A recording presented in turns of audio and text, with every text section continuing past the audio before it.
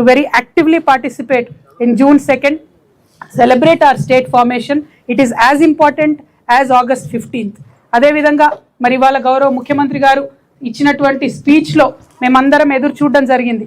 ఉద్యమకారులకు ఇచ్చినటువంటి మాటలు వారు ఏమన్నా నిలబెట్టుకుంటారేమో, ఏమన్నా విస్పష్టమైనటువంటి ప్రకటన చేస్తారేమో అని ఎదురు చూసినాం. కానీ అదేమీ జరగలేదు. తెలంగాణ ఉద్యమకారులకు ఇవ్వాల్సినటువంటి ప్లేస్ కానీ మరి కేకే కమిటీ వేస్తే ఆ కమిటీ విధి విధానాల గురించి కూడా ముఖ్యమంత్రి గారు మాట్లాడకపోవడం నిజంగా దుర్మార్గం, శోచనీయం. మేము అందుకనే తెలంగాణ రక్షణ సేన నుండి తెలంగాణ వ్యాప్తంగా ఉన్నటువంటి ఉద్యమకారుల పక్షాన మరొక తెలంగాణ ఉద్యమం చేయడానికి సిద్ధమవుతా ఉన్నాం. మేము నిన్న ప్రకటించినట్టుగా జూలై 2వ తారీఖు నాడు ఖచ్చితంగా ఉప్పల్ బగాయత్లో ఏదైతే ప్రభుత్వ భూమి ఉందో దాని మీదకి వేలాదిగా లక్షలాదిగా జూలై 2వ తారీఖు నాడు మరొక భూ పోరాటానికి సిద్ధం కావాల్సిందిగా తెలంగాణ వ్యాప్తంగా ఉన్నటువంటి తెలంగాణ వాదులందరినీ కూడా కోరుతా ఉన్నారు.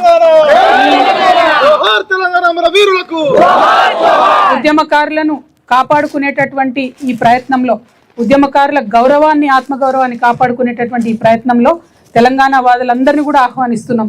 ఇక్కడ జెండాలు ఎజెండాలకు తావులేదు. ఇక్కడ కేవలం తెలంగాణ వాదమే ఇంపార్టెంట్.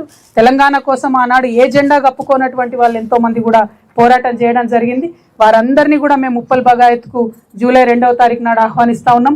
విద్యార్థి మిత్రులందరిని ఆహ్వానిస్తూ ఉన్నాం, మేధావులను ఆహ్వానిస్తూ ఉన్నాం, ఉద్యోగ సంఘాల వారిని ఆహ్వానిస్తూ ఉన్నాం, న్యాయవాదులను ఆహ్వానిస్తూ ఉన్నాం, పత్రికా మిత్రులను ఆహ్వానిస్తూ ఉన్నాం. యావత్తు తెలంగాణ అంతటా ఉండేటటువంటి ఉద్యమకారులందరూ కూడా ఊరికొక్కరన్నా సరే సర్ది కట్టుకొని అన్నాడు బయలుదేరి హైదరాబాద్కు రావాల్సిందిగా నేను కోరుతా ఉన్నాను. ఎందుకంటే మరొకసారి మన తెలంగాణ పౌరుషాన్ని, ప్రతాపాన్ని చూపించాల్సినటువంటి అవసరం వచ్చింది. కాబట్టి జూలై 2వ తారీఖు నాడు మరొక మిలియన్ మార్చ్ గుర్తొచ్చే విధంగా తెలంగాణ బిడ్డలందరికీ కూడా ఉద్యమ స్ఫూర్తిని నింపే విధంగా ఉండాలి. ఉద్యమకారుల ఆకాంక్షలు పూర్తి కావాలి. కాబట్టి మేము చేపడుతున్నటువంటి భూ పోరాటానికి యావత్ తెలంగాణ కూడా కదిలి రావాలని చెప్పి మీ అందరినీ కూడా కోరుతూ మరొకసారి ఇవాళ చాలా మంచి రోజు.